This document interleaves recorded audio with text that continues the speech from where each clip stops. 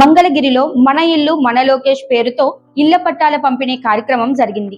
మంత్రి నారా లోకేష్ చేతుల మీదుగా 3,000 మంది నిరుపేదలకు ఇంటి పట్టాలు అందజేశారు. సుమారు 1,000 కోట్ల రూపాయల విలువైన ఆస్తిని ఇళ్ల పట్టాల రూపంలో పేదలకు అందించినట్లు తెలిపారు. ఈ సందర్భంగా నారా లోకేష్ మాట్లాడుతూ ఈ రోజు ఇస్తున్న శాశ్వత భూపట్టాతో పేదల ఆస్తిని ఎవరూ కదిలించలేరు. అభివృద్ధి సంక్షేమాన్ని జోడెద్దులా ముందుకు తీసుకెళ్తున్నాం అన్నారు. 2019లో తన ఓటమితో పాటు చంద్రబాబు నాయుడిని కూడా కొందరు అవహేళన చేశారని లోకేష్ గుర్తు చేశారు.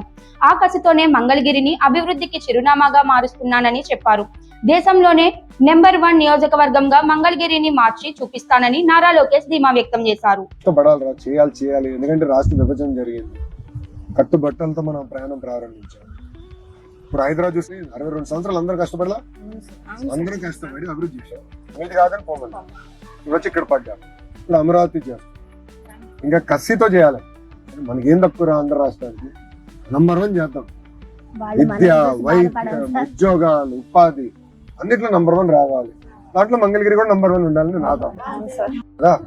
కానీ చేయాలన్న తపన ఉంది, తాపత్రయం ఉంది. మీరు బాబు గారు చూడండి, 76 సంవత్సరాలు. నేను అవుతా అంట.